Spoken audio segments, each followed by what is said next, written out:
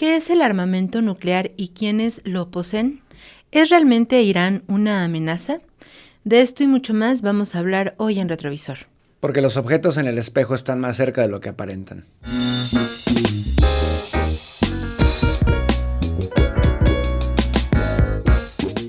Pues bienvenidas, bienvenidos otro lunes más aquí a Retrovisor, este espacio donde tocamos temas que aparentemente pueden estar lejos en el espacio y en el tiempo, pero están más cerca de lo que creemos. Y como cada lunes, damos la bienvenida al historiador Cristian Nader. ¿Cómo estás, Cristian? Muy bien, Caro. Gracias por invitarme otra vez. No, pues gracias a ti por invitarnos a nosotros a tu programa, Cristian Nader, por Dios. ¿No lees los comentarios, maestro Cristian Nader? Sí. Pero no puedo mencionarlos todos, obviamente, por cierto. Hay gente muy intensa también. Sí, hay gente muy intensa, sí. Pero yo creo que la mayoría, y agradecemos mucho precisamente esa intensidad, se toman el tiempo de dejarnos una respuesta que consideramos pues pensada y también con esta intención de participar activamente en el programa. Sí, tanto positivos como negativos, es intensidad, obviamente. La mayoría, afortunadamente, positivos. Sí, la mayoría son positivos. Entonces, ¿te late si leemos algunos que nos han dejado? Me encantaría la idea. A ver, vas. ¿Tú ya tienes acá? Ya tengo algunos. A ver. ¿Comienzo yo? Sí. Ok. Raimundo Bastida, de Querétaro. Excelente programa, los felicito. Son una luz de la verdad. No como otros programas alineados a las grandes élites. Les mando un fuerte abrazo. Oye, es un elogio muy grande, ¿no? Ser la luz de la verdad. Gracias. No, pues pienso que es una aproximación, ¿no? También sería muy... pero bueno, muchas gracias por sus comentarios. Acá Mina Mail nos pone, Carolina, ríete, y con un dedito así y una cara enojada. Dice, no les pares a esos comentarios, estamos en confianza, si no les gusta, que les encante. Gracias, saludos desde Venezuela, hablen de Corea del Norte, tengo varios programas comentando, que Nader explique sobre el sistema Juche, o de Japón y sus atrocidades en la Segunda Guerra Mundial, y cómo han sido blanqueados con su propaganda y anime. Sí, podríamos hablar de... que yo creo que el país con más influencia en México, y yo creo que en América Latina, después de Estados Unidos, culturalmente hablando, yo creo que es Japón. Simplemente animación, videojuegos, estilo de vida y todo eso. Y se nos olvida las atrocidades que cometieron en la Segunda Guerra Mundial, por ejemplo. War Mechanic. Esa OEA es parte de las tías chismosas del tío Sam. Acá también nos dice... bueno, yo leí porque pues es alusión personal, dice Carolina, sé positiva, hoy tuve un gran aprendizaje. Pues yo digo que siempre intentamos terminar también el retrovisor precisamente con algún mensaje esperanzador, ¿no? Sí, lo intentamos, igual estos momentos es un poco complicado. Sí. Dice Nacho Garzón, qué interesante que hablaran de lo que está pasando en África. Por ejemplo, con Burkina Faso, con el Simón Bolívar y sus alcances en el continente negro. Así lo pone, con el Simón Bolívar. Hicieran un paralelo de lo que está cambiando allá y lo que continúa y continuará por mucho tiempo aquí. Saludos, buen programa. Muchas gracias. Y yo por acá tengo Adrián González, 9570, que dice, programa periodístico genial y muy rico en información veraz. Larga vida a la patria grande y al poder popular hasta la victoria siempre. Un saludo fraternal desde Malmö, Suecia, un uruguayo jubilado. Muchísimas gracias por sus comentarios. Y bueno, también hay comentarios de angloparlantes. James Treasure. The OEA es una organization. La OEA es una organización para mantener el imperialismo estadounidense. Es tiempo de desmantelarla.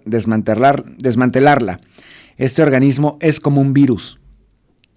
Y lo dijo un angloparlante, tal vez gringo, no lo sabemos. No lo sabemos. Acá también nos ponen... Lailotube dice, por amor de Dios, ¿quién podría negar que el continente europeo es el continente que más desgracia y sufrimiento le ha traído a la humanidad entera? Ese continente blanco sigue empoderado y con la misma tónica. Y una carita de demonio. Luego pone, Valencia Castillo. Wow, me encanta que lean los comentarios. Espero que lean en el siguiente video. Muchos saludos y éxito. Se te hizo. Lo hicimos. Sí. Ay, chale. Es que había encontrado uno que precisamente nos reclamaba y que dijo, ay, qué bueno que agarraron mi comentario, pero dijo, nada más que lo cortaron. Pero yo no recuerdo haberlo cortado, pero mira, ya no lo encuentro. ¿Tú tienes alguno más? Leamos, por ejemplo, uno. Dice maestrora Famedina, algo así. Hola Carolina y Cristian Ader. Petición. Sugiero desarrollar el tema de la posible futura balcanización de nuestro México por parte del imperialismo estadounidense, por medio del Pentágono. Muchas gracias por su excelente programa de información y análisis. Su eslogan del espejo retrovisor es fabuloso. Saludos y gran agradecimiento a ambos. Postdata. A usted, maestro Nader, ya lo conocía de tiempo atrás en otros programas. Debo admitir que le admiré casi inmediatamente debido a su sabiduría y agudeza de opinión. Saludos. Muchas gracias por los comentarios. Podríamos hablar de eso. Se podría balcanizar. O las balcanizaciones previas de México. ¿Sabían que Tabasco se independizó? La República del Río Grande. Yucatán. Sí, sí es cierto. Sí, podremos hablar de eso más adelante, por supuesto. ¿Lo ubicaste? No, perdóname, pero te juro que lo vamos a encontrar. Es que sí me preocupo porque dice eso, como que lo cortamos. Uh-huh. Bueno, pero a ver, aquí me pusieron una duda que a mí ya me hizo también dudar. Y solo tú puedes responderlo. ¿Yo? Dice Hilde Gracia. Dice, es muy ameno, interesante e ilustrativo escucharles. Una pregunta. ¿El apellido Nader es por aquello de derecha NA? ¿Derecha NA? ¿Qué? A ver, mira. ¿Qué? A ver, explícanos el origen de tu apellido. No nos podemos ir con esta duda. Es muy ameno, interesante e ilustrativo escucharles. Una pregunta. ¿El apellido Nader es por aquello de derecha NA? No entiendo absolutamente nada de eso. Bueno, ¿de dónde viene tu apellido? Mi apellido es de origen árabe. Okay. Nader es muy común. Bueno, ¿Ah, sí? Digo, relativamente común. Quiere decir único, de hecho. Nader. ¿Cómo que común y único? A ver, Nader. Nader se traduce, la traducción de Nader o único. Nader es único. Mi apellido realmente paterno está cortado, lo corto porque es muy largo. Es Said Nader. Ah. Y Said quiere decir feliz. Órale. Único y feliz. Ay, qué bonito. Ah, sí, es bellísimo. Es bellísimo. Gracias por preguntar. Yo tengo uno. A ver. Y creo que podría ser el último con el que de la transmisión anterior. Uh-huh. Dice Antonio Portillo. Fidel Castro definió a la OEA como el Ministerio de las Colonias. En efecto, la Secretaría de las Colonias. Gracias desde el desierto de Chihuahua. Un abrazo, Antonio Portillo. Gracias por vernos. ¿Lo encontraste? No, pero prometo que para la próxima voy a buscar ese comentario que nos dijeron que estaba cortado. Eso nos puso como muchas gracias por leer el comentario, pero lo cortamos. A lo mejor, no sé si comentamos quizá algo y se nos fue como la onda. No lo sé. Este es interesante, de hecho. María Guillermina Pastrana dice, Carolina y Cristian, a mí también me gustaría que hablaran sobre la cultura woke. Un privilegio escucharlos. Lo hablamos hace un poquito, ¿no? ¿Sí? Creo que sí. Por ejemplo, estaba muy en boga hace unos años el imperialismo woke.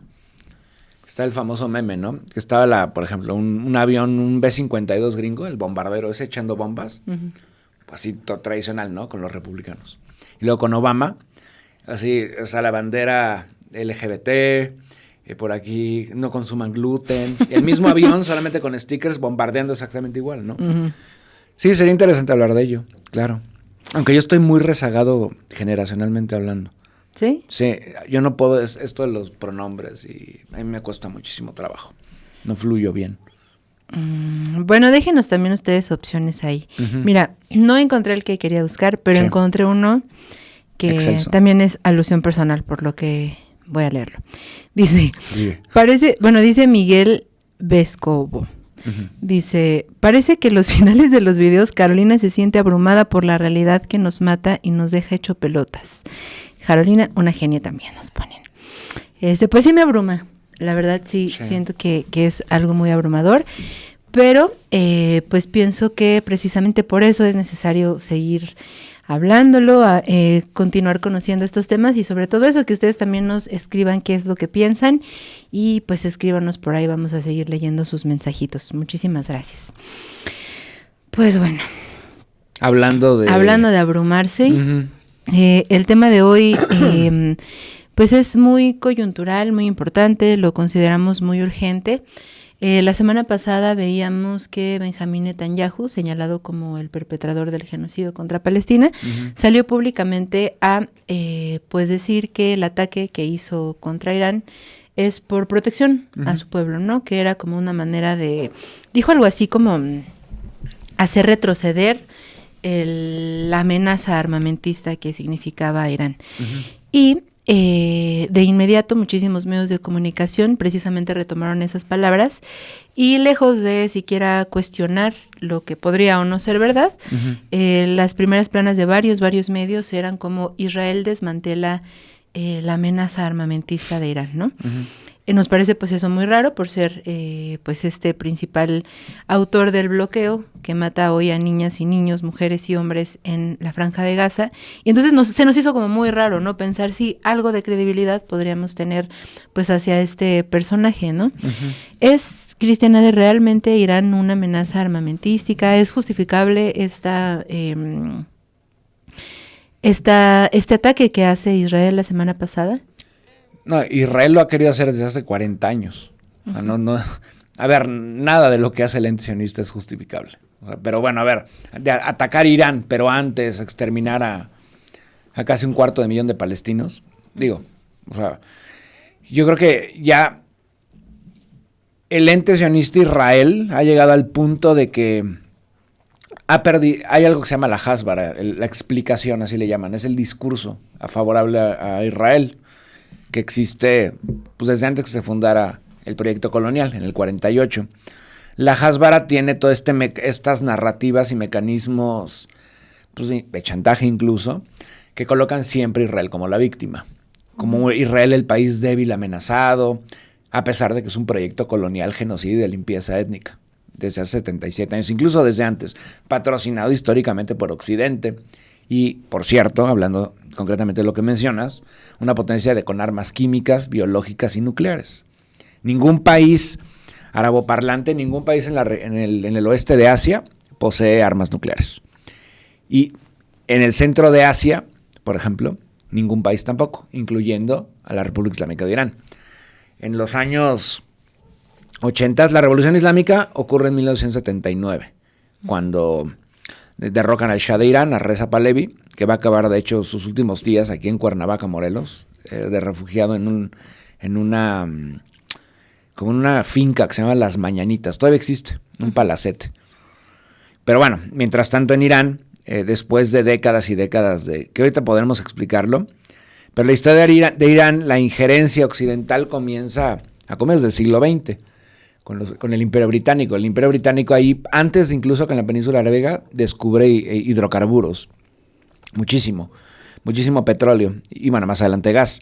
Y se crea una empresa que se llama Anglo-Persian Oil. La Anglo-Persian Oil cambia de nombre y actualmente se llama British Petroleum.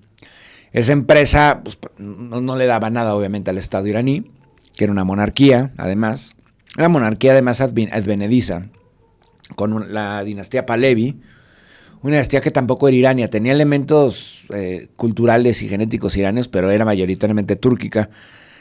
Y de acuerdo a esta legitimación, ellos decían ser herederos del imperio, de los dos imperios persas, de Ciro el Grande, de Darío, de Jerjes y demás, pero bueno, realmente no lo era 2.500 años después.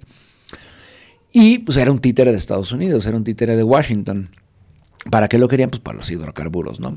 Y por una posición estratégica importantísima que tiene actualmente la República Islámica de Irán, antes Persia. En el siglo XIX, los británicos viven un proceso de expansión desde el sur de Asia. ¿Por qué desde el sur de Asia? Si ellos son, pues es una isla marginal en el norte de Europa. Porque la joya del Imperio Británico es la India, el Raj británico de la India, que se está expandiendo, está fundando, de hecho, más colonias. Por ejemplo, en Myanmar, hacia el noreste del subcontinente indio, pero también al otro lado del subcontinente, pasando a Afganistán, se está metiendo cada vez más en Asia Central, donde están los stans, Kazajstán, actualmente son naciones que se llaman así, Kazajstán, Uzbekistán, Tayikistán, Kirguistán. Pero a otra potencia está haciendo exactamente lo mismo, pero ellos vienen desde el norte. O sea, tarde o temprano van a chocar. Esta potencia del imperio zarista ruso.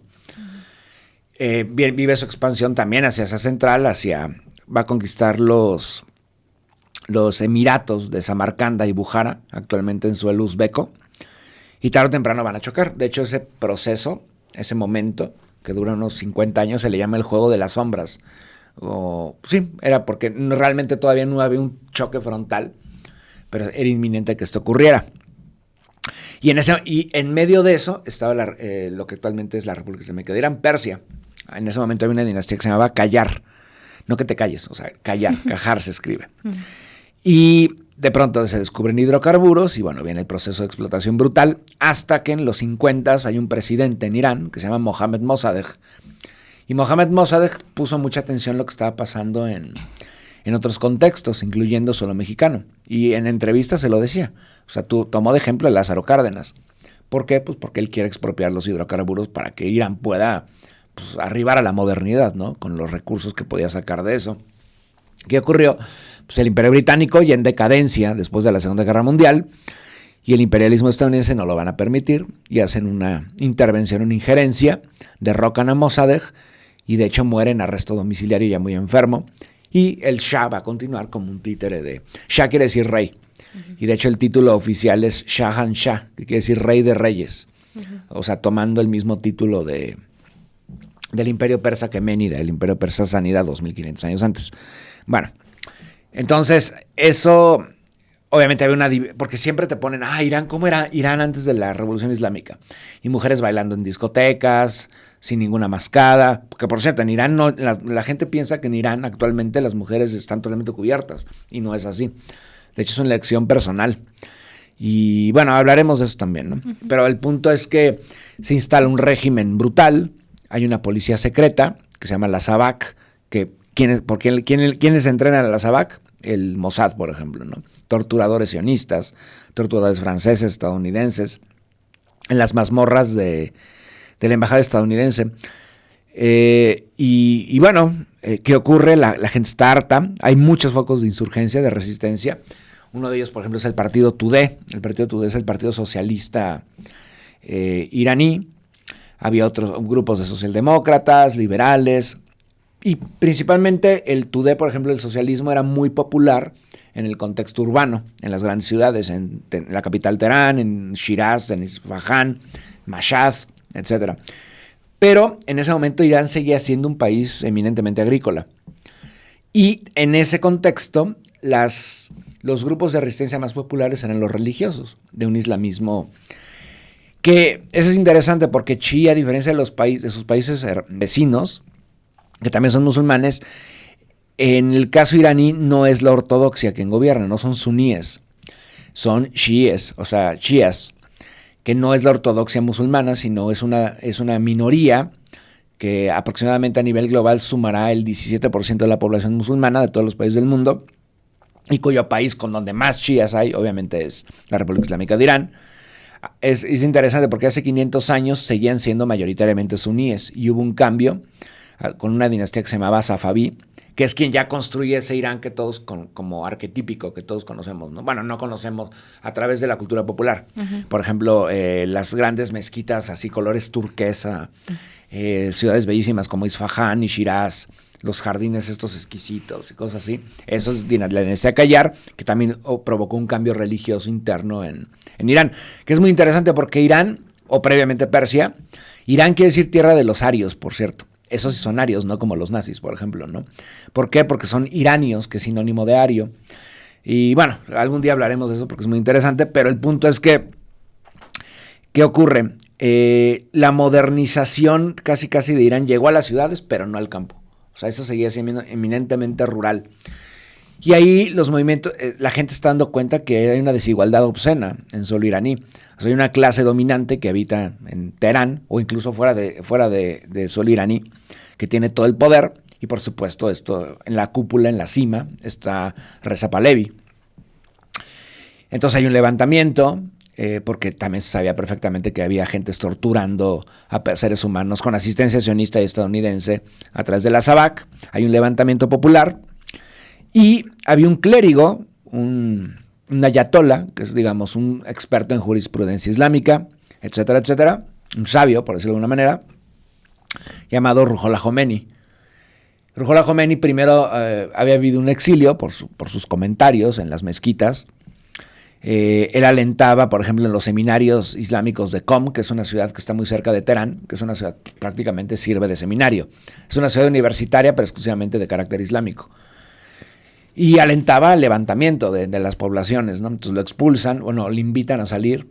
Primero está en Irak, luego va a otros países, finalmente acaba en París.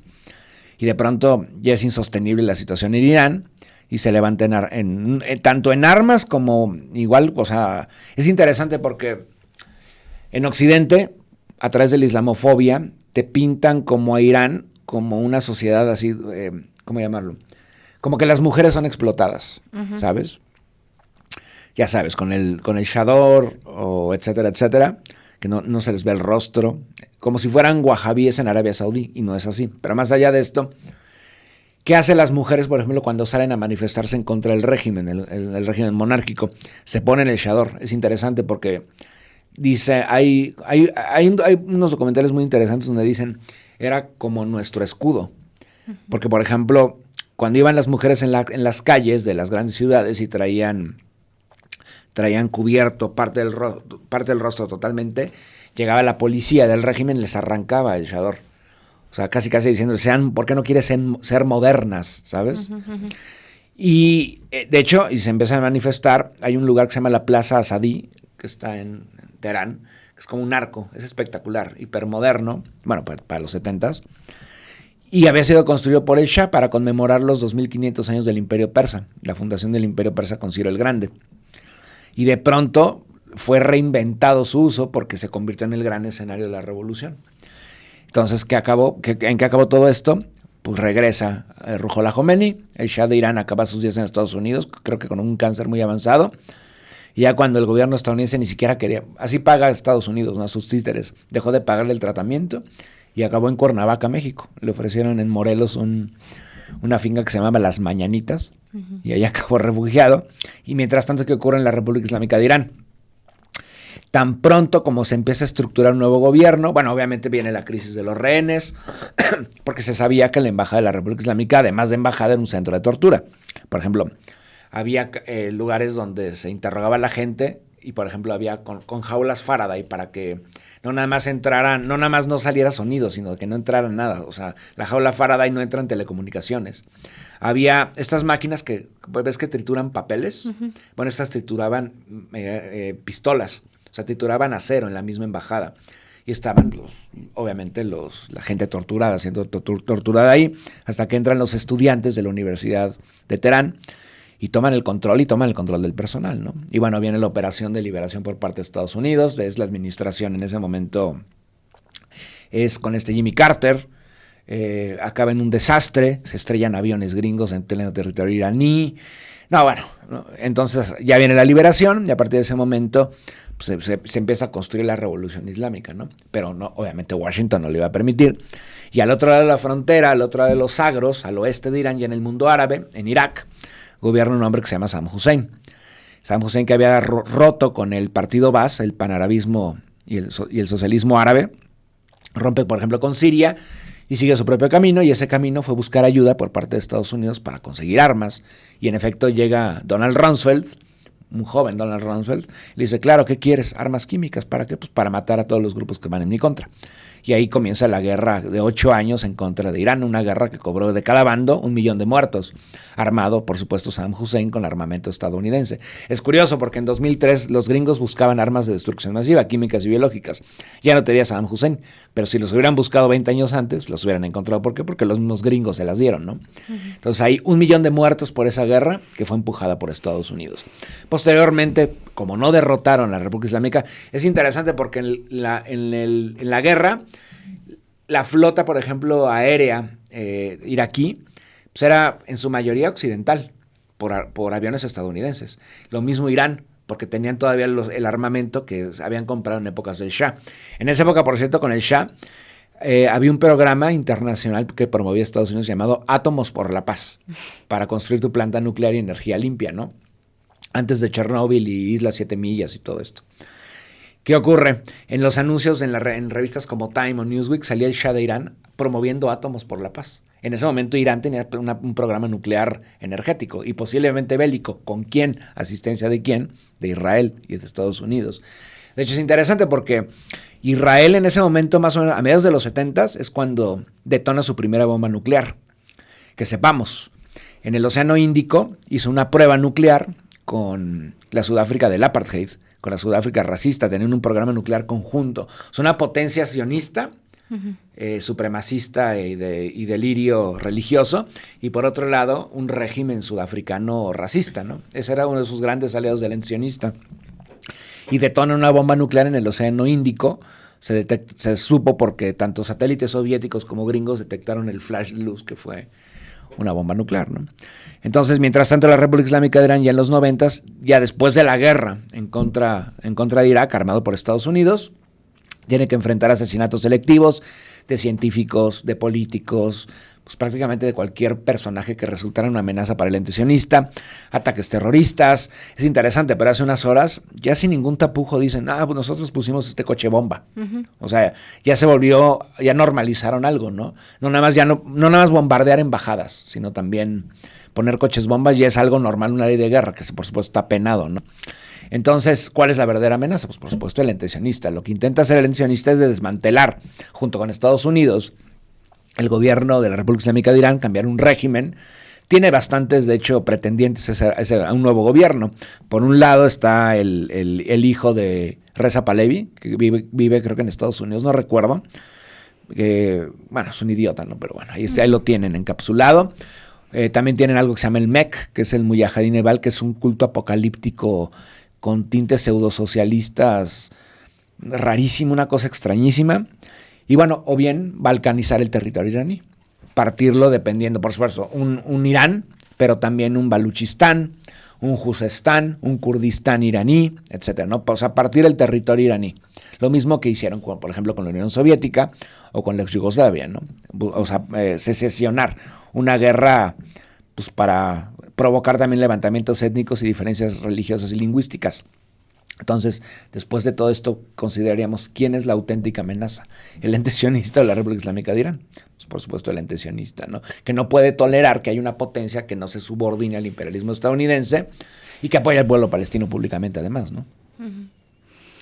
Antes de entrar a el papel que juega en todo esto Estados Unidos y también qué otros... Perdón por explayarme, me explayé muchísimo. Está perfecto, no, al contrario, está perfecto para entender todo este panorama, creo que es muy necesario.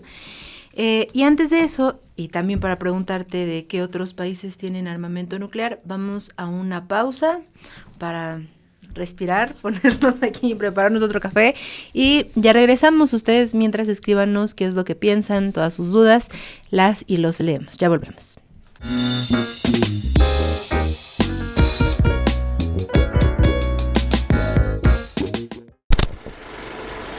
Café de champú.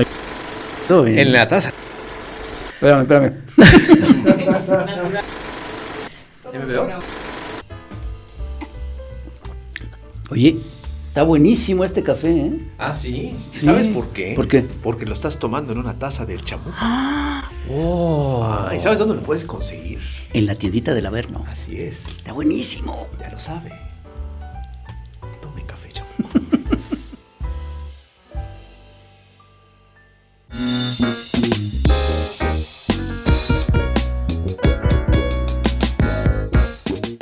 Y ya estamos de regreso, gracias por continuar con nosotras y con nosotros en este retrovisor. Cristian, después de hacer toda esta revisión, pues todavía tenemos muchísimas dudas. En principio, pues esto que hablábamos hace un momentito sobre si Irán en algún momento hizo explícito algún fin belicista con este armamento nuclear. Y también, pues cuáles son las otras naciones que tienen en su poder armamento nuclear y que nos protege, si es que existe algo, Sí. Que protege al resto de la humanidad de esto, o sea, el uso que se le ha dado al armamento nuclear. Bueno, en los 80s, en vida, todavía el Ayatollah Khomeini lanza como una fatua, como edicto, y varias veces lo comentó, en plena guerra, por ejemplo, de agresión por parte de Irak, que él condenaba el uso de armas nucleares. Y es muy interesante porque, bueno, las consideraba así, porque eran inhumanas. Y en general también se refiere a las químicas y biológicas, y más biológicas por lo que pasó durante la guerra, que Saddam Hussein, por ejemplo, utilizó toxina botulímica, por ejemplo, para gasarin, además, dado por Estados Unidos en contra de la población iraní. Entonces, sí, no se discutía, no se podía tener armas nucleares en la República Islámica. Esto cambia, por supuesto, cuando ya en las últimas 48 horas, de hecho, ¿no? ¿Por qué? Pues porque la supervivencia del pueblo iraní está en riesgo, o sea, ya no, y son otros tiempos ya. Entonces empiezan ya, que para mí es un error estratégico importantísimo, porque tener armas nucleares siendo un país amenazado por el imperialismo, ya sea el sionismo, que es exactamente lo mismo, es una forma de seguro, porque también las armas nucleares tienen poder de disuasión. Estados Unidos tuvo que frenar su agresión en contra de Corea del Norte, por ejemplo. ¿Por qué? Pues porque tenían armas nucleares. También se armó Pakistán. O sea, y la Unión Soviética, ni se diga, tenía que estar en paridad con la otra superpotencia. Cuando Estados Unidos en el 45, a ver, por ejemplo, eso la gente tal vez no lo sabe, pero cuando Estados Unidos lanza las bombas de Hiroshima y Nagasaki, que no iban a ser 2, iban a ser 10, iban a ser una cada 2 días. Douglas MacArthur, que era el encargado de la campaña del Pacífico gringa, él decía que había que aventarles una diaria. O sea, y había como, de hecho, Hiroshima y Nagasaki casi se escogieron al azar. O sea, estaban pues todas las grandes metrópolis, Osaka, Yokohama, Tokio, etcétera, ¿no?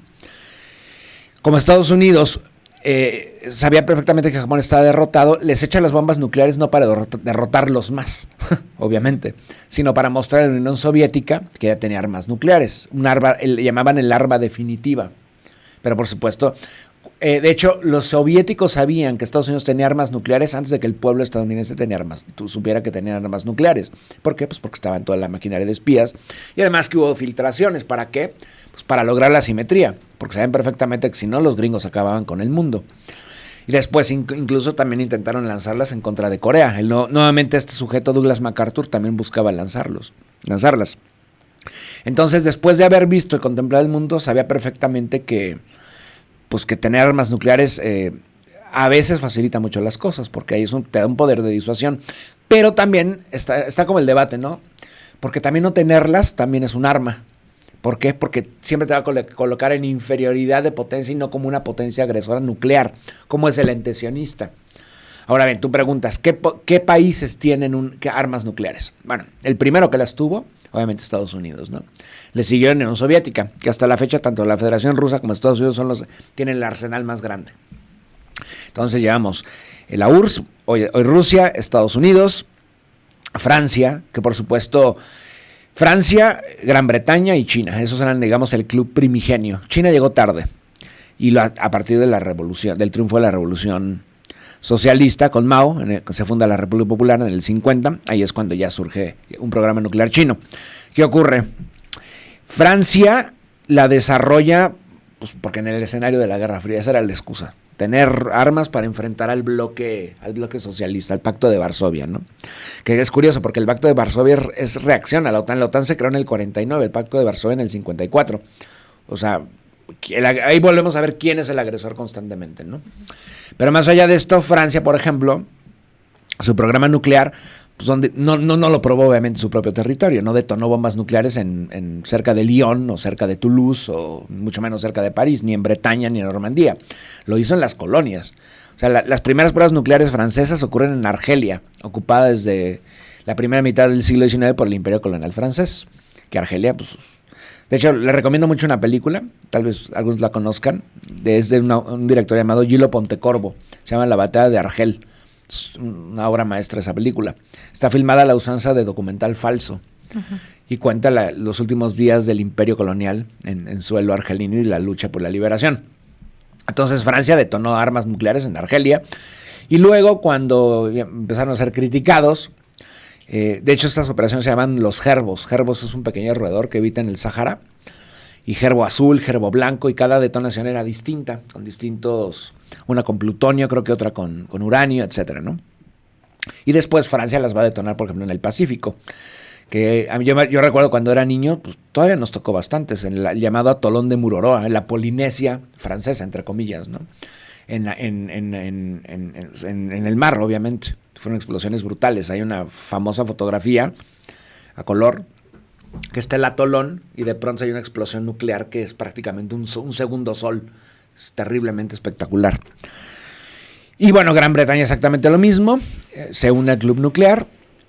Y hasta y finalmente la República Popular de China, ¿no? Para tener, obviamente, siendo la segunda potencia socialista después de la URSS a nivel global, tenían que tener un potencial de defensa y más con las experiencias chinas del siglo XIX. Las dos agresiones a través de la guerra del opio, la invasión después de la revuelta de los Boxers, la separación de Taiwán y convertir a Taiwán en un portaaviones por parte de Estados Unidos. Entonces necesitaban armas nucleares. Y luego se van a ir sumando otros países, que algunos ya los han declarado y otros, por supuesto, no. Países, entre comillas, algunos. Uno de ellos, por supuesto, la India. La India tiene armas nucleares y en respuesta a ello, Pakistán desarrolló un programa nuclear. Entonces, el único país musulmán hasta el momento, de mayoría musulmana, que tiene armas nucleares es Pakistán. Pero también, si la gente no lo sabe, Pakistán e India fueron un solo país.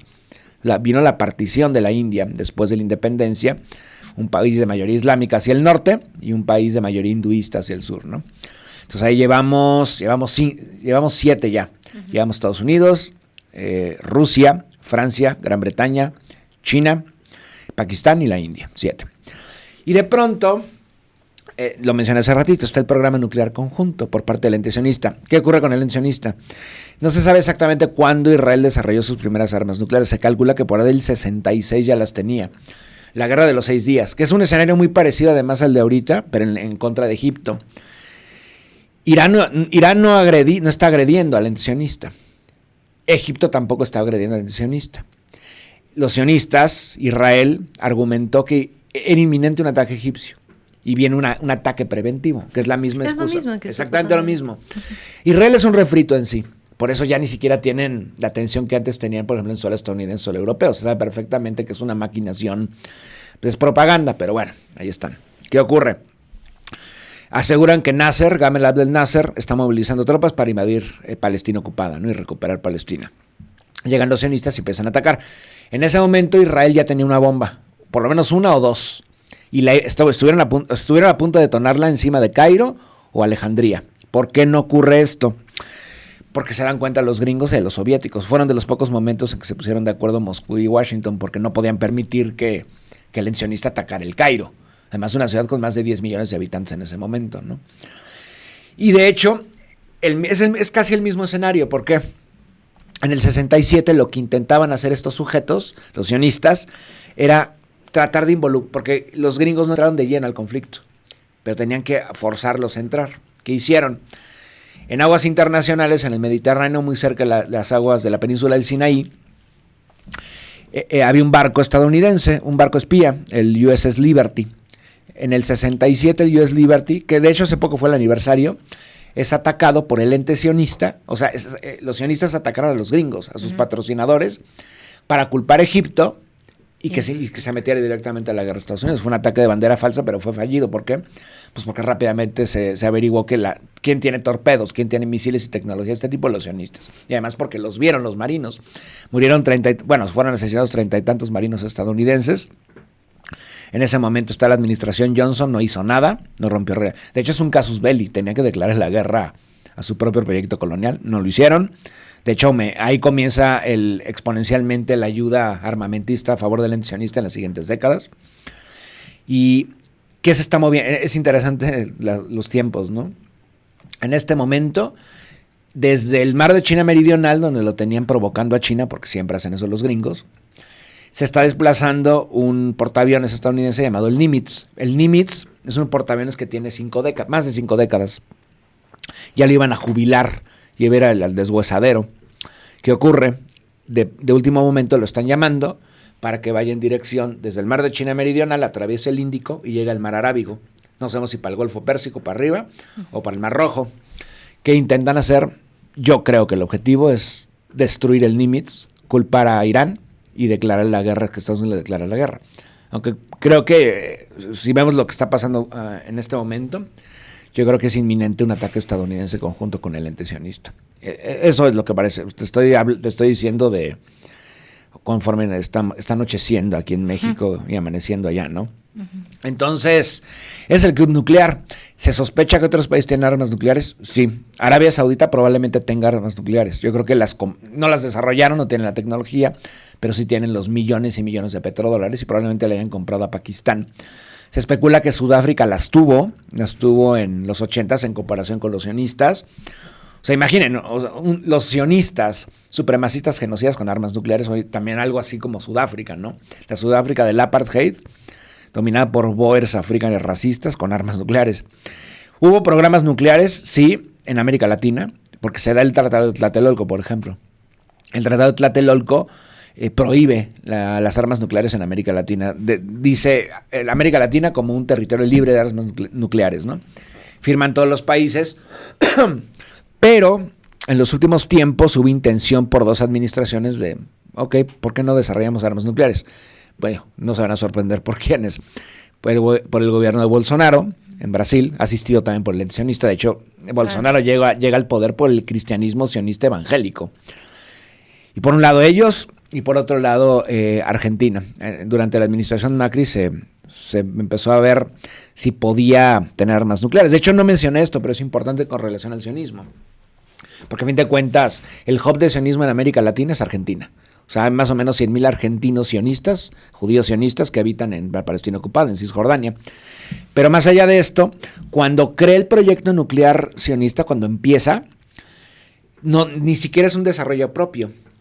El gobierno francés le regala el primer reactor para enriquecer uranio en una planta nuclear que se llama Dimona, que está al sur, muy cerca, en el desierto arábigo, que llaman los sionistas el Negev. Ahí empiezan a enriquecer uranio, pero ¿dónde salía el uranio? No es que sea muy fácil acceder, y en Palestina no hay uranio. Lo trafican de contrabando, de muchos lugares, pero principalmente, ¿de dónde? De Argentina. O sea, les llegaba uranio de contrabando a los sionistas, y con los reactores que los franceses les habían dado, empiezan a enriquecerlo, y más o menos en el 66 ya la tenían. En este momento se calcula que son 400 armas nucleares, más o menos. Hay otras potencias con armas nucleares. Extraoficialmente, sí, porque la OTAN puede pedir a las potencias nucleares dentro de la OTAN que les compartan armas nucleares para un enemigo conjunto. O sea, yo no dudo que Alemania o Italia o Países Bajos cuenten con armas nucleares. Y más en este momento de rusofobia e iranofobia encendidas, ¿no? Otros países no lo creo. Japón en este momento está en un proceso de rearme y los gringos los han autorizado a desarrollar un programa nuclear. Japón es uno de los países con mayor cantidad de plantas nucleares. Bueno, veas el caso, por ejemplo, de Fukushima, en el caso después del sismo, ¿no? Uh-huh. Pero que se sepa, el club nuclear pertenecen 8 estados. Club, creo que es un concepto muy frívolo, pero bueno, lo repito, Estados Unidos, Rusia con los mayores arsenales, que por cierto, Estados Unidos ha salido del Tratado de No Proliferación Nuclear. Me faltaba uno, por supuesto, un noveno. Corea del Norte. El Corea del Norte tiene un programa nuclear relativamente reciente. Dicen que por ahí del 2001 ya tenía armas nucleares, alguna, pero lo que ahora sí tiene es tecnología intercontinental, o sea, misiles intercontinentales, no sabemos si hipersónicos, que puedan atravesar el Pacífico para atacar la costa oeste estadounidense. O sea, en la mira de Corea del Norte tan fácil están California, el estado de Oregon y el estado de Washington, o sea, toda la costa oeste. O sea, pueden atacar Los Ángeles, San Diego, San Francisco, Portland, Seattle, incluso yo creo que más tierra adentro. Uh-huh. Además, por supuesto, Japón, donde está porque Japón a pesar de que es una potencia en este momento subordinada a Estados Unidos, es un país ocupado desde el 45, en las grandes bases de Okinawa, por ejemplo, ¿no? La población de Okinawa ha salido millones de personas a manifestarse en contra de los gringos, de su ocupación. Porque además de tener ahí los bombarderos con capacidad nuclear, también los gringos atropellan gente, violan mujeres. Es una criminalidad que, bueno, eso trae una ocupación, ¿no? Lo mismo que en Corea del Sur. Entonces, ¿qué ocurre con Irán? Pues lamentablemente, para mí es un error garrafal no haber desarrollado armas nucleares por lo menos hace 5 años. Y más cuando hay hechos cercanos, el asesinato de Qasem Soleimani, por ejemplo, ¿no? Entonces, vuelvo a lo mismo. Todo lo que está haciendo el ente sionista, que se coloca como la víctima, es totalmente falso. Realmente todo es una agresión en contra de Irán. Conjunta, obviamente, ¿no? Y bueno, a esto se han sumado también las petromonarquías cercanas al ente sionista, que se han subordinado a Estados Unidos, Arabia Saudí, Qatar, Emiratos Árabes Unidos, el reino hachemí de Jordania, Egipto, etcétera, etcétera, ¿no? El único que ha salido tímidamente todavía a favor del gobierno de Irán es Pakistán. Pakistán, que es un país fronterizo además, que también se ve amenazado también por el imperialismo estadounidense, porque, por ejemplo, en esto que mencioné hace rato de la secesión y balcanización, el Baluchistán, los baluches es un pueblo iranio, pero no son persas, tampoco son pakistaníes. Estos baluches quieren la independencia. ¿Y quién los patrocina? Pues obviamente los gringos. Pero el Baluchistán está del lado pakistaní, del lado iraní y del lado afgano. Y por eso es algo concerniente a los tres países. Entonces, y además es un país islámico y es un país nuclear. Entonces ha dicho que no se ha confirmado esto todavía. Yo no lo creo que lo hayan dicho, pero bueno, supuestamente el gobierno de Islamabad dijo que si Irán es atacado por armas nucleares por parte del ente sionista, Pakistán va a atacar al ente sionista con armas nucleares. O sea, va a atacar a Israel con armas nucleares. Y Pakistán no se anda con juegos. Y ahorita están muy envalentonados porque acaban de humillar públicamente a la India, que es una potencia nuclear también, después de tirarles como 30 aviones. Entonces, ese es el escenario. ¿Quién está empujando esto? Tel Aviv y Washington. Digo, para variar, ¿no? Han llevado a sus países con múltiples mentiras siempre a escenarios bélicos, de agresiones en contra de múltiples naciones. Contra Irak en 2003, contra Siria, contra Libia, y ahora vamos con Irán. O sea, realmente esta agresión en contra de Irán es un refrito más, pero con la gran diferencia que Irán no es ni Siria, ni Libia, ni siquiera Irak. Uh-huh. Irán tiene una potencia misil, yo creo, me atrevería a decirlo, la segunda potencia misilística del mundo. Después probablemente de la Federación Rusa. Okay. Es superior, yo creo que, no sé si superior a China, tal vez en número no, cuantitativamente no, pero cualitativamente tal vez sí. Uh-huh. O sea, lo podemos ver con los misiles hipersónicos. Digamos que en el peor escenario, el ente sionista y Estados Unidos atacan con armas nucleares a Irán. Destruyen, uh-huh, no sé, ciudades, bases militares, con armas tácticas y estratégicas. Irán, con la tecnología misilística que tiene, puede barrer por completo al ente sionista. O sea, desaparecería Israel, a pesar de que utilizan la llamada doctrina Sansón. ¿Cuál es la doctrina Sansón? Uso de armas nucleares. Y supuestamente hace unas horas también filtraron todos los blancos de esta doctrina Sansón, incluyendo blancos estadounidenses por parte del ente sionista. O sea, Washington está ahí, Nueva York está ahí, Los Ángeles está ahí y bases militares estadounidenses. ¿Por qué? Si me voy al infierno me llevo muchos conmigo. Uh-huh. Y si han hecho banderas falsas y ataques en contra de Estados Unidos previamente, ya han asesinado estadounidenses, ¿de qué no son capaces estas bestias, no? Uh-huh. Esas son declaraciones de Netanyahu, ¿no? Uh-huh. Uh-huh. Lo acabo de decir en ABC, si no me equivoco, dijo, primero fue Tel Aviv, probablemente siga Nueva York, uh-huh, o sea, tratando de decir que Irán va a atacar. Pero esto me pone a pensar una cosa, que no me suelo meter en el tema porque si no hay un documento o algo con que validarlo es muy difícil. Por ejemplo, de banderas falsas famosas, del USS Maine, del USS Maddox, el USS Liberty, hay evidencias. Uh-huh. De ataques de bandera falsas sionistas en contra, por ejemplo, de mismas comunidades judías en países árabes para culpar a gobiernos árabes, también hay muchas evidencias. Lo que todavía faltan elementos es, por ejemplo, ataques, por ejemplo, la AMIA, en suelo porteño, en Buenos Aires, que culparon a Irán. O sea, todo parece indicar que fueron los mismos sionistas atacando la Asociación Mutua Judía Argentina, para culpar a la República Islámica de Irán y a Hezbollah. Y eso me lleva a pensar qué ocurrió realmente el 11 de septiembre de 2001, ¿no? Claro. Porque, a ver, ya el río suena demasiado, hay demasiados elementos para decir que probablemente, pues sí, fueron los servicios de inteligencia, tanto sionistas como el mismo gobierno estadounidense. Y yo no soporto la conspiranoia ni nada de esto, uh-huh, pero después de todo lo que está pasando ahorita, se van concatenando las cosas y todo parece indicar eso. Y ya a un nivel tan cínico que Netanyahu amenaza, porque a ver, la gente va a entender, nos va a atacar Irán. No, te va a atacar el ente sionista y te lo está diciendo en la cara, te está amenazando, uh-huh, que si el imperio no apoya a Irán al ente sionista en contra de Irán, ellos van a atacarte y van a declarar la guerra a Irán conjuntamente, ¿no? Entonces, es terrible el nivel de subordinación que hay de parte del gobierno estadounidense y la credulidad e ignorancia por parte de Estados Unidos, aunque hay un sector importante que cada vez está más en contra del ente sionista. Y muchos de ellos, además, votantes de Donald Trump, del MAGA, por ejemplo, el movimiento MAGA, ¿no? Uh-huh. Entonces, ese es el escenario. A ver, ¿con qué comentario optimista terminamos? Yo creo que sí hay. ¿Sí hay? Pero espérate, todavía no vamos a terminar. Espérate, todavía hay más dudas. Porque hace rato planeaba preguntarte sobre si existe algún tipo de tratado, ¿no? Algún estatuto. A ver, bueno, con eso sí quiero como llevarlo, bueno, porque pienso que no importaría si hay ningún tipo de estatuto, obviamente, porque valdría para nada y lo mismo, ¿no? Sí. Pero, es decir, ¿tú cómo interpretas? O sea, el hecho de que exista armamento nuclear en todos estos países, aunque, o si hay siquiera una manera de justificar y pensar que es, por ejemplo, con fines energéticos, o francamente todos estos países sí lo tienen pensando en una reserva siempre belicista, pues, o sea, de ataque o de defensa. Sí está esto como...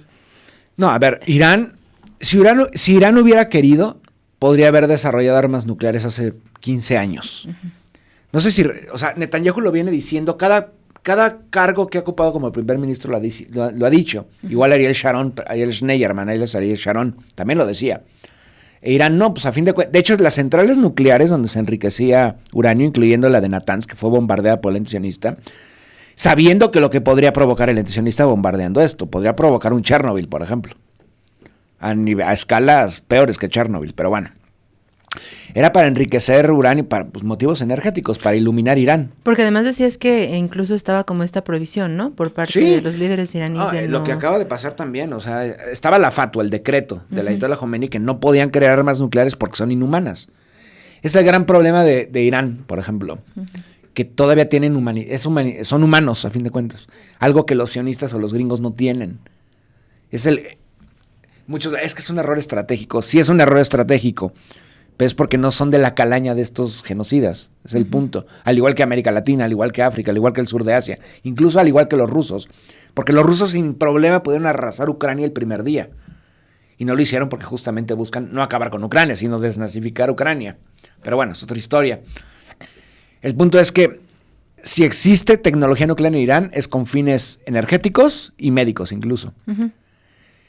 Que podrían enriquecer uranio a niveles para crear bombas nucleares, sí, lo podrían hacer. En una semana podrían tener una bomba nuclear. Y para mí es un error estratégico terrible, porque esta amenaza no comenzó ahora. O sea, estos sujetos tienen 40 años amenazándolos. ¿Y por qué? Si el ente sionista tiene 400 armas nucleares, y Estados Unidos también, bueno, miles más, ¿por qué Irán no podría desarrollarlas? Es el punto, ¿no? Yo creo que, a ver, en la República Islámica hay tres líneas de pensamiento, hay tres tendencias. Están los liberales, los conservadores y los ultraconservadores. En este momento gobierna una facción que está en medio del conservadurismo y el ultraconservadurismo. Hubo un momento que gobernaron los liberales, en el periodo de un hombre llamado Khatami. Khatami era muy liberal y quería acercarse a Occidente y todo esto. ¿Por qué no lo hizo? Porque se dio cuenta de que no importa quién gobierne Irán, si es Mohammad Mossadegh, en la época republicana, si es una teocracia islámica, aunque no es una teocracia, una república islámica, ahí tiene la última palabra, la cúpula, pero hacia abajo es una república. Y en este momento quien gobierna era un personaje que curiosamente también quería acercarse a Occidente, cada vez menos, obviamente, ¿no? Porque es muy interesante lo que está pasando. Se ha revelado que el primer día de la agresión sionista, la mayoría de los misiles sionistas impacta. ¿Por qué? No porque fueran muy buenos los misiles sionistas, sino porque había quintas columnas y espías a montones en Irán. O sea, es un error estratégico que tengas a tanta gente ahí. Y bueno, vi el otro día la entrevista que le hiciste a Chema Sánchez.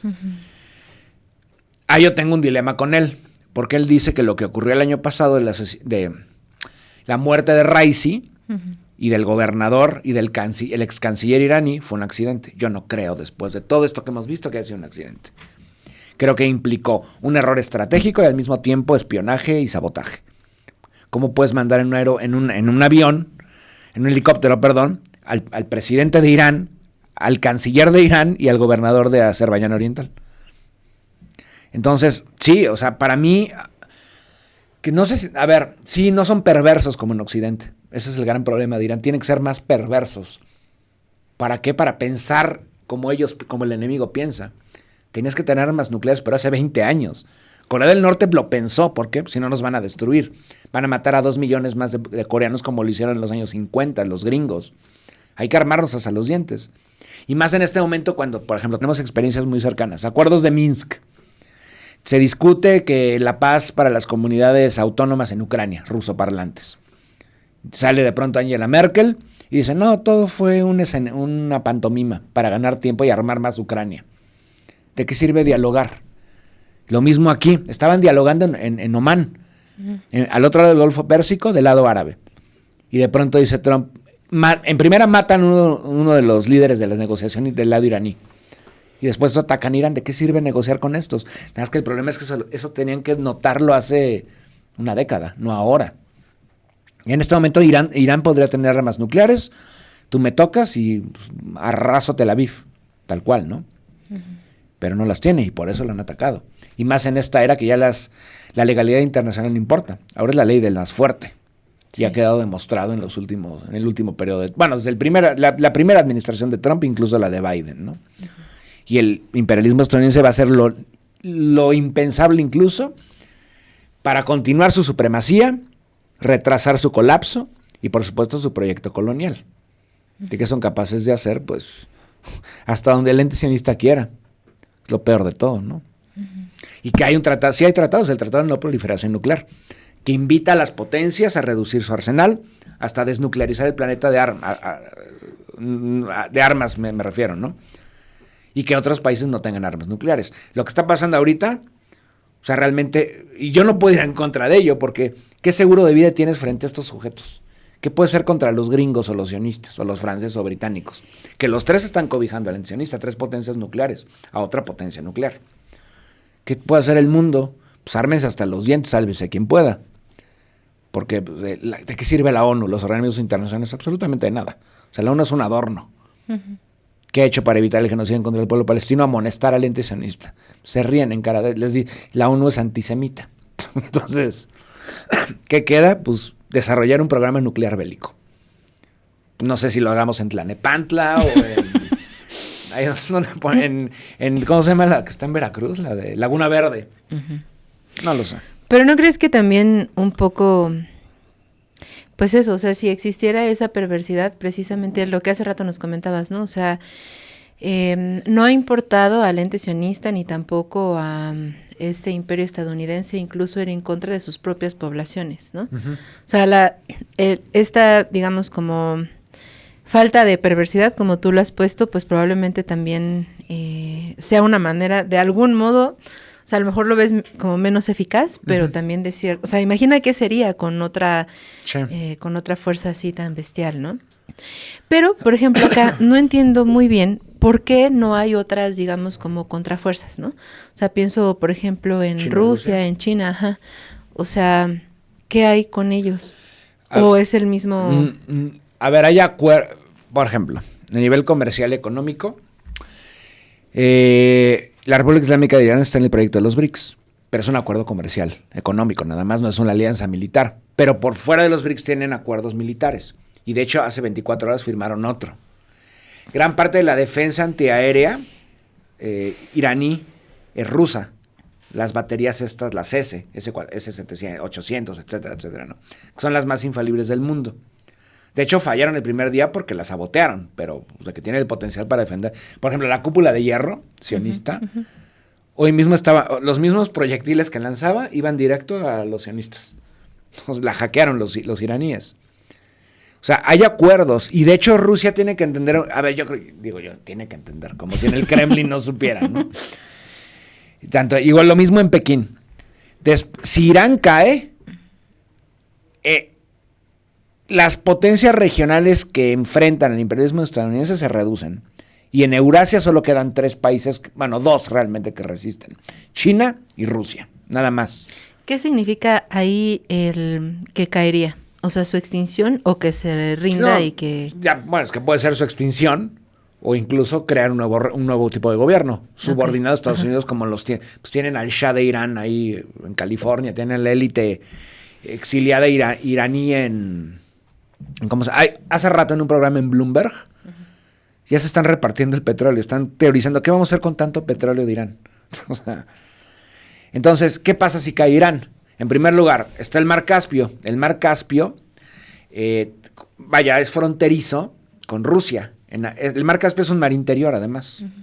Y Rusia tiene aguas territoriales hacia el norte e Irán hacia el sur. Pues el caviar famoso del Caspio, ¿no? Si llega a caer la República Islámica, tú tienes acceso a aguas territoriales rusas y a la entrada por el Cáucaso a Rusia, con los gringos, por ejemplo, ¿no? Y si llega a caer Irán, tiene fronteras con Turquestán y, bueno, más allá de Kazajstán, y luego viene China. O sea, conviertes una base gigantesca en el mero centro de Asia, en contra de China. Esa es la importancia. O sea, después de Irán solo quedaría Rusia y China. Entonces, yo creo que los chinos lo saben. Hay algo, de hecho, China, creo que en Pekín hay cierto como hermetismo o cierta precaución, porque digamos, cae el gobierno de Irán y no le inyectan más tecnología misilística o acuerdos tecnológicos de intercambio con Teherán por eso. Porque si comparten tecnología de punta los chinos con Irán y cae el gobierno de Irán, toda esa tecnología se la quedan los gringos. Ingeniería inversa. ¿Y qué podría pasar? Pues hay mucha paranoia, pero a mí me sorprende muchísimo, ¿no? Han firmado acuerdos comerciales, hablan desde Pekín y de Moscú y desde Teherán que la unidad nos salvará, vamos todos en conjunto, es un nuevo mundo, la nueva ruta de la seda. Pues defiendan a Irán, porque si cae Irán, o sea, probablemente estaremos en 2 años hablando de la agresión que se está gestando en contra de la República Popular de China, como lo que está ocurriendo en contra de Rusia. O sea, en este momento, en esta tercera guerra mundial, porque dicen, ¿y esto es la tercera guerra mundial? La tercera guerra mundial comenzó en 2001. Es cuando los gringos le declararon la guerra al mundo, incluyendo al ente sionista. O sea, en este momento hay por lo menos 5 frentes abiertos. En contra de Rusia había Ucrania, en contra de Palestina, en contra de Yemen, en contra de Irán y en contra, por supuesto, de China, que sería la madre, por supuesto, de todos los conflictos, que es lo que busca hacer Estados Unidos, pero se tiene que preparar y tiene que ir creando frentes para crear un cerco en torno a China. Y existen, sí, los hay. Tenemos Taiwán, tenemos Japón. Por eso le surge también Corea del Norte. ¿Por qué? Pues porque Corea del Norte tiene frontera tanto con Rusia como con China. Y Corea del Norte, por cierto, de los que mejor entienden en Pyongyang las cosas. Nosotros quieren una bomba nuclear, tómenla. Se las damos. A los coreanos, pues porque conocen perfectamente lo que son capaces de hacer los estadounidenses, ¿no? Solo cuando lo vives en carne propia. Entonces, así está la situación. Y sin ser fatalista, las cosas van a poner peor iba a decir horas, pero pueden ser hasta minutos. Pero bueno, estamos en América Latina y aquí no pasan las cosas. Por ahora. Oye, hoy, mañana, y creo que pasado mañana también, está esta reunión del G7. Va precisamente Claudia Sheinbaum como invitada, ¿no? Y se espera que también pues se ponga sobre la mesa esta cuestión de la pacificación. El hecho de que estos representantes de estos países económicamente potentes, importantes, se reúnan, ¿crees que esto será un tema? Y no sé si sea un buen caso, pues, que sea un tema o no. O sea, ¿crees que existe algún tipo de esperanza o al contrario? Bueno, mencionar que el G7 ya no es lo que era. Como esa canción de Mi vieja mula ya no es lo que era. Bueno, el G7 no lo es ya. No son las mayores potencias económicas del mundo. Japón no lo es. Tenemos a China, o sea, lo que son los BRICS está antes el G7. ¿Quién determina eso? ¿Estados Unidos también? Pues sí, por supuesto. Son los amigos, son los estados títeres de la posguerra de la Segunda Guerra Mundial. Italia, pues Italia no es la potencia, fue una potencia de mediano pelo en el siglo XX, con el fascismo más, pero actualmente no lo es. Francia también. Lo que pasa es que son satélites, ex imperios coloniales, todos ellos, incluso Japón. Canadá, pues es una colonia británica, a pesar de que digan que son una nación independiente, es una colonia británica. Entonces, por otro lado, ¿qué ocurre? Pacificación por parte de sus sujetos no va a ocurrir. Y invitan a México y otros países porque son potencias emergentes. O sea, México lleva con esta etiqueta potencia emergente desde hace 30 años. Pero México es, ¿qué economía es? Creo que es la 9ª, 10ª, 11ª. 12ª, ¿no? Creo que va a la par de Turquía. ¿Dónde está? O sea, Turquía tendría que estar ahí. A lo que voy es esto. No, o sea, yo creo que hay que entender que el imperio está llegando a su fin. Y ese fin no quiere decir que va a ser bueno, ya terminó nuestra fiesta, vamos a ser un país como cualquier otro, Y pues no. Estamos viendo, de hecho, el fascismo abiertamente. Vi el sionismo, vi el imperialismo estadounidense hacia afuera y por dentro lo mismo. Mientras, eso no lo mencionamos, mientras la flotilla que se dirigía a Gaza, donde habían a bordo personajes como Greta Thunberg, por ejemplo, y además brasileiros, franceses, una eurodiputada francesa, secuestrada en alta mar, en aguas internacionales por el ente sionista. Al mismo tiempo, horas después, un miembro de la Cámara de Representantes en Estados Unidos, de ascendencia mexicana, es humillado públicamente y sometido dentro del Capitolio. Al mismo tiempo. Eso es fascismo, abiertamente. Bueno, siempre lo han sido los gringos. La plutocracia gringa siempre ha sido fascista. Antes era el fascismo, de hecho, ese fascismo no oficial, entre comillas. Ahorita ya no hay ningún tapujo. Que creo que también eso sirve para entender mejor las cosas. ¿Qué es el sionismo? Pues fascismo. ¿Qué es el imperialismo estadounidense? Fascismo. A eso hay que enfrentarnos. O sea, en Estados Unidos están planeando una limpieza demográfica en contra de la población mexicano-descendiente, de la misma manera que lo están haciendo en contra del pueblo palestino. Por eso se habla de la palestinización de México. O sea, tratar de acabar, en primer lugar, la injerencia absoluta en nuestro territorio. Y en segundo lugar, acabar con los elementos indeseables, así lo manejan, bad hombres, lo dirían los gringos. O los sionistas le dirían a los palestinos animales humanos o amalequitas. O los europeos, como Josep Borrell de la Comisión Europea. Fuera de nuestro jardín todo es una selva. O sea, así nos ven. O sea, realmente a los árabes, a los latinoamericanos, a todos los musulmanes, a los rusos, a los chinos, a los negros, nos ven como subhumanos. ¿Y qué están dispuestos a hacer? A matarnos a todos, obviamente. Tal cual, si es necesario, lo van a hacer. Vuelvo a lo mismo, la unidad es lo importante. Eso, creo que es interesante eso. O sea, la unidad es lo único que podrá ayudarnos, nada más. Pero hay unidad en serio, no me refiero a decir la solidaridad y banderas por aquí, banderas por allá. No. ¿Quién está unido a Palestina, por ejemplo? Yemen. 200,000 muertos por parte de saudíes y emiratíes contra ellos y siguen lanzando misiles. Y dicen, no nos importa que nos avienten una bomba atómica. Bueno, están locos los yemeníes, pero ellos se han solidarizado con Palestina hasta el último de lo que tienen que hacer. Y lo mismo los iraníes. Y eso tarde o temprano vamos a tener que hacerlo a la fuerza. Y es eso, si no la barbarie está a la vuelta de la esquina. ¿Cómo puedo terminar con algo positivo? Pues estamos vivos, ¿no? Todavía, no sé. Bueno, para cerrar. Tú me dirás, ¿no? Tú ahorita sí es como una analogía de que se parece mucho a otros eventos que han ocurrido antes. ¿Crees que sea importante o trascendente que la diferencia de ahora es que precisamente pese a toda la maquinaria también narrativa de lo que empezamos también el programa de los medios de comunicación hegemónicos, que eso ponen en primeras planas como, pues esto, parece que ahora Israel entonces es el héroe del mundo al detener esta amenaza iraní, ¿no? El uso de fuerza, y creo que lo platicamos también en otras pasadas, el uso de fuerza y la violencia que lanza Donald Trump y lo que tú mismo has mencionado sobre este declive y también lo que hemos escuchado a lo largo de estos días, como que en lugar de un signo poderoso es más bien de debilitamiento. Que si la fuerza represiva pues es proporcional a la resistencia que está existiendo. Yo, por ejemplo, pienso en esta comitiva internacional que se lanzó a pie, que precisamente, ¿no? Detenías por Egipto, además. Exacto, y que fue eso, ¿no? Las deportaciones y entonces Egipto como parte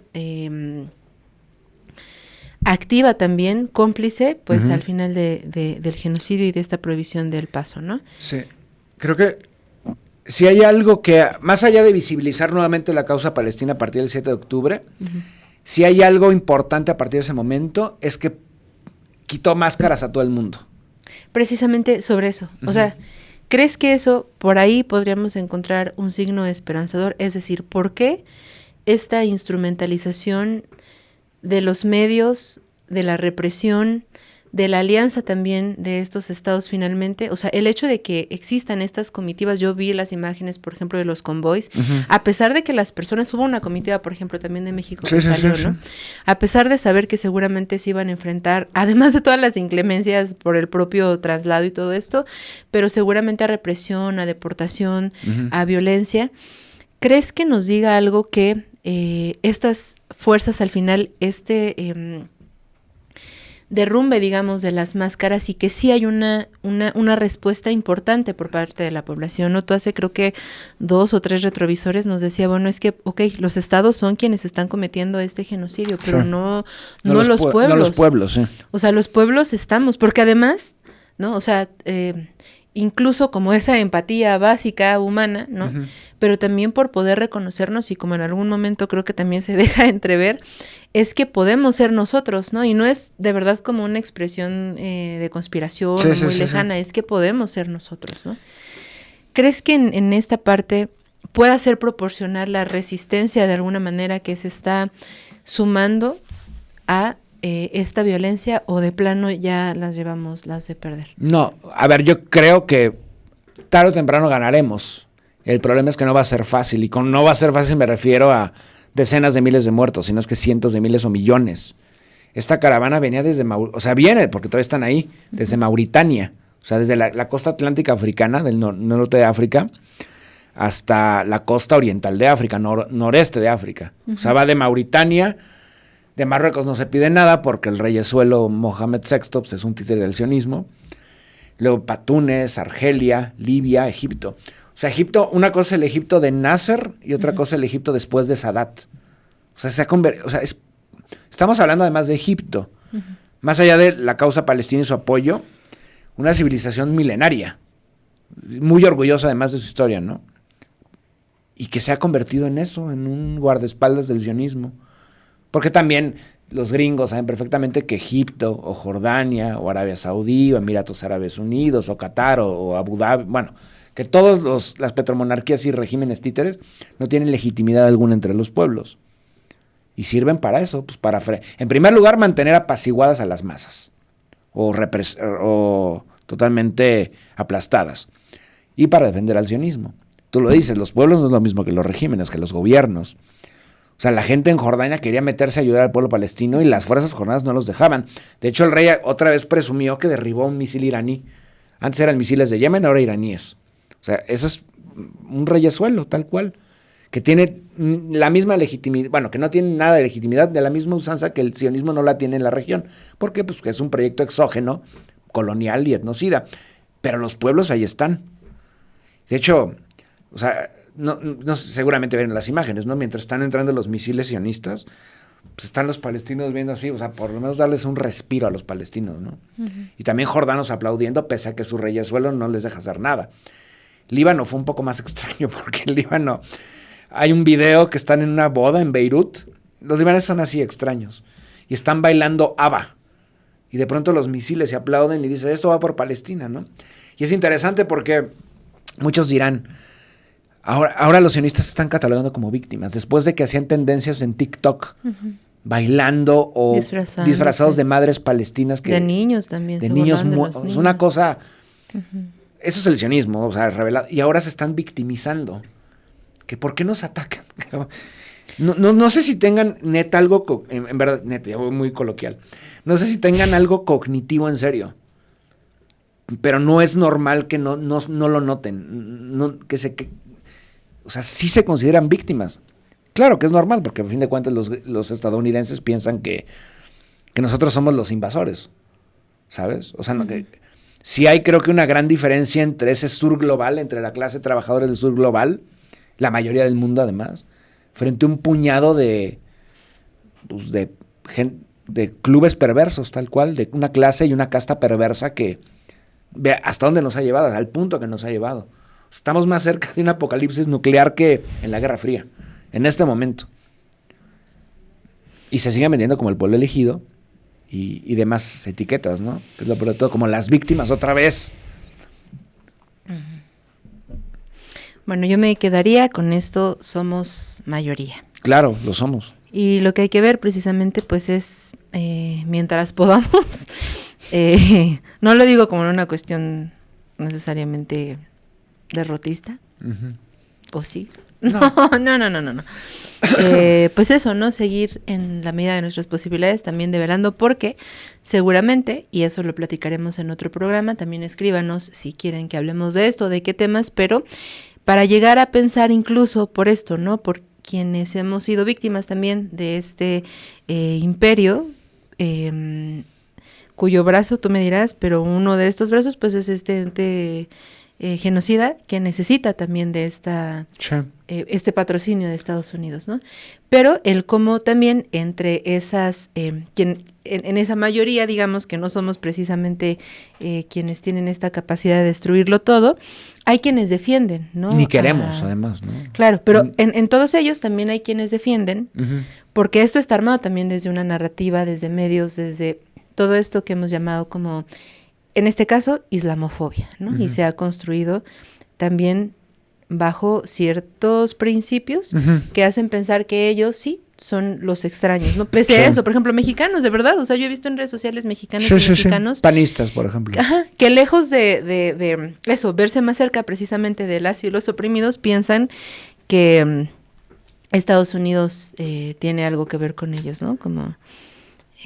Es que también es un culto al poderoso. O sea, es un dilema de casta, de clase y de ideales a pertenecer a un grupo que puede aplastar a otros sin reparo alguno. Pero que jamás vas a pertenecer. No, pero ellos es la aspiración de ser el opresor. O sea, esa opresión de volver al escenario de la colonia en México.